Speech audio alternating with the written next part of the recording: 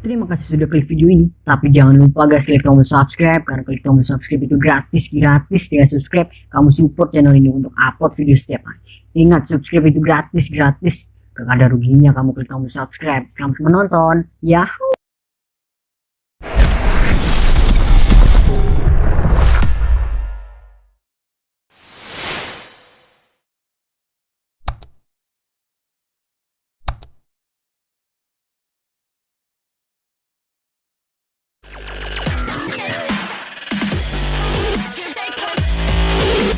Dengan para bocil-bocil manja yang sedang asyik bermain di lapangan.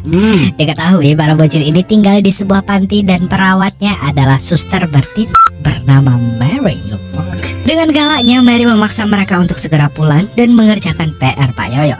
Namun bocil ini justru merayu sambil bernyanyi. Tapi Mary tak tergoyahkan dan kembali memaksanya pulang. This is the sound of music. Get in there. Tiba-tiba sebuah mobil melaju dengan kencang dan langsung melemparkan tas ke arah Mary, lalu pergi begitu saja. Mary pun tampak keheranan melihat tas yang terus kelukat-kelukat tersebut. Saat dia membuka tas itu, dalam sekejap ia terpental hingga jatuh ke semak-semak.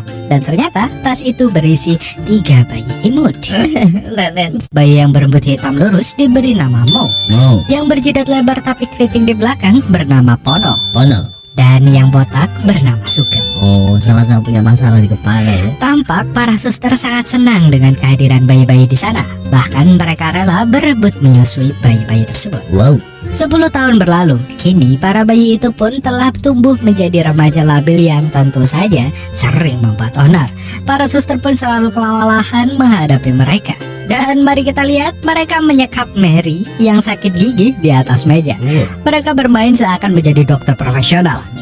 Dan agar pekerjaan mereka lancar, tak lupa mereka membius pasien dengan bius manual, yaitu tiba-tiba pintunya pun terketuk. Mereka yang terkejut langsung membalik meja menyembunyikan Mary. Dan saat pintu terbuka, mereka telah berganti kostum menjadi seorang seniman. Waktu pun terus berjalan dan Mary memberitahu kepala panti bahwa akan ada sejoli yang bakal mengadopsi anak di sana. Mereka yang sudah tidak betah dengan sikap 3 anak itu lalu menyembunyikan anak yang lain.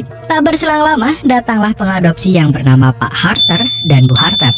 Mereka lalu disuguhi dengan tingkah unyu, Mo, Sugeng, dan Pono. Tadinya mereka sempat menanyakan anak lain, tapi mereka menjawab tidak ada.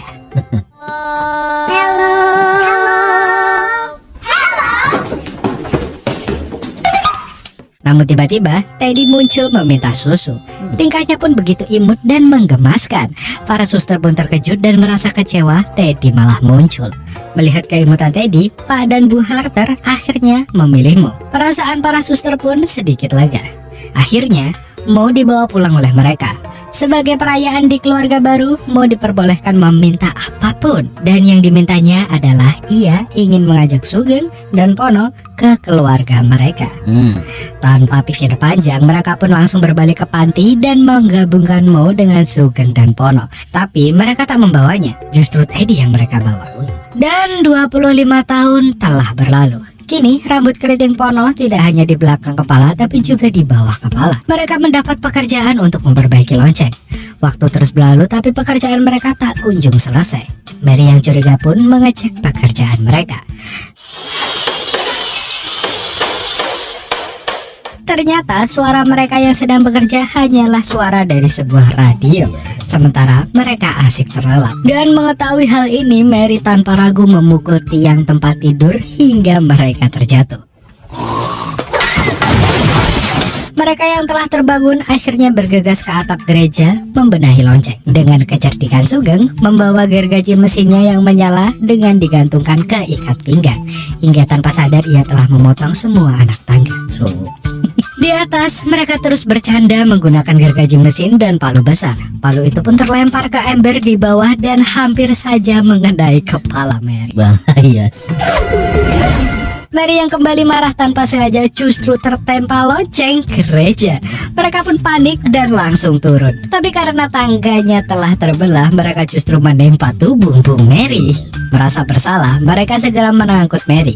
Namun baru selangkah berjalan mereka justru menabrakkan kepala sehingga berisiko akan ditutup. Satu-satunya solusi hanyalah menebus hutang tersebut dalam tempo 30 hari. Dengan jiwa-jiwa superhero-nya, Mo, Sugeng, dan Pono siap merantau ke kota membanting tulang untuk mencari rezeki. Keputusan ini pun didukung oleh para suster dan anak-anak lainnya. Tapi belum sampai kota mereka sudah mendapat nasib sial.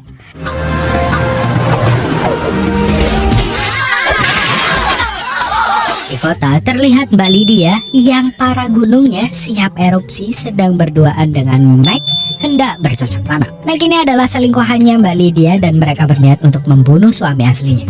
Saat hendak mulai bercocok tanam mereka terganggu dengan kegaduhan di jalan. Ternyata Pono dan kawan-kawan sedang mempromosikan diri mereka untuk mendapat pekerjaan. Tak perlu berpikir panjang, Mbak Lydia meminta mereka untuk membunuh suaminya dan siap membayar berapapun yang mereka minta. Dan tak berselang lama Meg datang menyusul dan mengaku sebagai suaminya.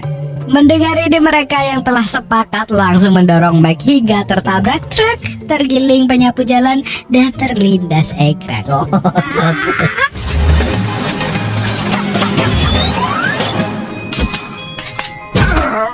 Mbak Lydia pun marah bukan main dan meninggalkan mereka. Lah kan minta tolong itu suaminya. Tak terima ditinggal, mereka terus mengejar Mbak Lydia hingga ke rumahnya. Tapi Mbak Lydia enggan memberi uang karena telah membunuh selingkuhannya. Dalam kekesalannya, Mbak Lydia mendapat kabar selingkuhannya masih hidup. Ia pun langsung melempar mereka keluar pagar. Was that you would get paid? Mereka yang mengetahui Meg masih hidup bergegas menuju rumah sakit. Namun sayangnya mereka ditahan di resepsionis karena jam kunjung telah habis. Dan tak kehabisan akal, mereka menyamar menjadi dokter dan suster. Dan dengan mudahnya dapat memasuki rumah sakit tersebut. Bahkan Sugeng sampai mendapat om-om setelah melihat kesembokan bokongnya Sugeng. Kasihan kamu juga.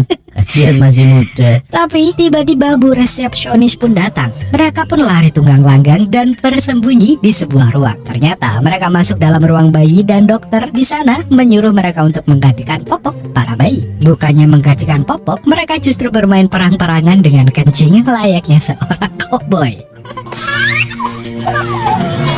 Last words? Akhirnya mereka kembali ke Meg dan menemukannya telah terbungkus gips di seluruh badan seperti mumi. Mau dengan cerdiknya menggunakan pasien lain untuk mengganjal pintu. Anjing. Tapi bukannya beraksi, mereka malah menonton TV. Meg pun tak menyanyiakan kesempatan ini untuk delesep ke dalam chipsumnya. Pono yang tersadar Meg delesep langsung mengajak timnya beraksi maupun memasukkan petasan ke dalam chipsum dan Meg yang sudah tak tahan pun memohon kepada mereka untuk tidak dibunuh. Dan di waktu bersamaan datanglah petugas yang memaksa mereka untuk bermain kejar-kejaran. Dalam perhatian mereka tanpa sengaja membuat petugas pingsan. Karena kebaikan hati, mereka berniat membangunkannya dengan alat kejut yang ternyata adalah setrika. Panas. Mereka lalu naik ke rooftop dan terjun menggunakan selang air. Namun selangnya jebol hingga menimpa orang di bawahnya, yang ternyata adalah Teddy, teman mereka dulu. Teddy sempat mengajak mereka ke rumah, tapi mereka menolaknya. Iya, pertemanan kalian cuma sebentar.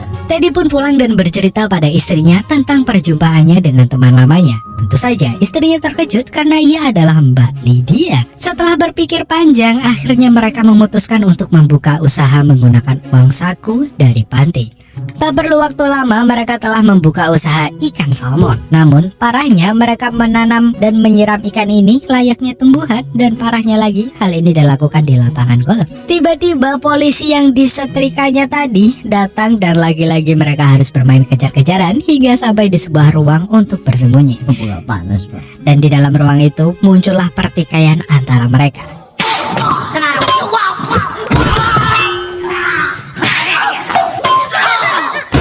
Sugeng dan Pono menyalahkan Mo dan pergi meninggalkannya. Ternyata mereka sedang berada di panggung yang disaksikan para produser. Salah satu produser pun mengajak Mo menjadi bintang reality show-nya yang ternama. Dan hari pun berganti, Sugeng dan Pono yang berada di kebun binatang dibuntuti oleh Mbak Lydia dan Meg. Mbak Lydia dan Meg pun masuk ke kebun binatang dengan melompati jendela dan Mbak Lydia harus rela pegunungannya didaki oleh Meg. Ternyata Meg tanpa sepengetahuannya masuk ke kandang singa. Dan untung saja singa itu dirantai sehingga Meg masih bisa mengejeknya. Sementara itu Sugeng dan Pono sedang memberi makan lumba-lumba. Tanpa sengaja kacang yang dilemparkannya masuk ke lubang pernafasan lumba-lumba. Dengan sekuat tenaga mereka membantu lumba-lumba mengeluarkan kacang dan melesatlah pilus itu ke telur si singa. Sih, singa tidak bertelur. Singa yang telurnya tadi tersentil, matanya pun langsung merah dan marah, sehingga membuat rantai terputus. Pono yang galau dan rindu pada Mo akhirnya pulang ke panti. Dan di sana panti menjadi sangat sepi. Ia hanya berjumpa dengan Suster Tuni. Tuni berkata bahwa ia melihat Mo setiap malam, sedangkan anak panti semua sudah dipindahkan kecuali 2 anak yang masih sakit. Mereka pun kembali ke kota untuk mencari Mo. Namun langkahnya terhenti setelah melihat Mo ada di televisi. Dan mereka menonton hampir seharian dengan gelak tawa bahagia tanpa peduli badai menerpa. Sementara itu para pemain lain di reality show protes karena mendapat kekerasan dari Mo. Dan bersamaan dengan itu, Sugeng dan Pono datang menyelamatkan Mo. Mereka mengajak Mo untuk bertemu dengan Teddy. Dan sesampainya di rumah Teddy, mereka tidak diizinkan untuk masuk. Tapi berkat kecerdikan yang mereka miliki, mereka pun menyamar menjadi penjual balon dan masuk dengan mudahnya. Mereka di sana membuat berbagai kekacauan hingga membuat Mbak Lydia dan Meg marah. Look, it's Sandy Claus.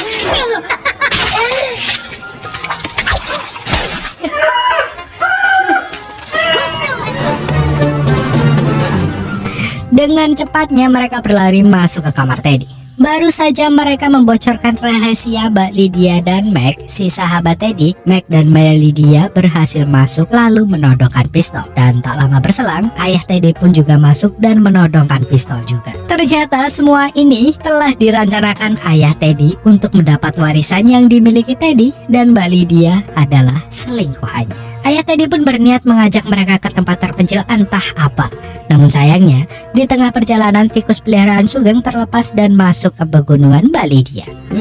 Sontak saja hal itu membuat gunung Mbak Lydia terasa geli-geli gatal dan kekacauan pun terjadi di dalam mobil hingga mobilnya jatuh ke dalam danau. Memang kekacauan selalu berasal dari Ted. Ya benar. Beruntungnya mereka semua berhasil selamat. Namun polisi telah menunggu mereka di atas dan menangkap para penjahat ini. Dan rasa putus asa, 3 sejoli ini memutuskan untuk pulang ke panti. Dan betapa terkejutnya mereka saat mendapati panti sudah sepi tak berpenghuni.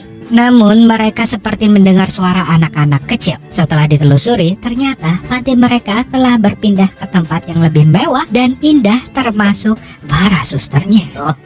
Awalnya mereka menyesal karena tidak bisa membantu sama sekali. Tapi nyatanya ini adalah hasil dari reality show Mo. Pak produser pun juga ada di sana untuk menawari kontrak baru mereka bertiga sekaligus. Dan film ini diakhiri dengan kehadiran Teddy yang mengadopsi anak dari panti bersama dengan istri barunya. Iya. Dan filmnya pun selesai.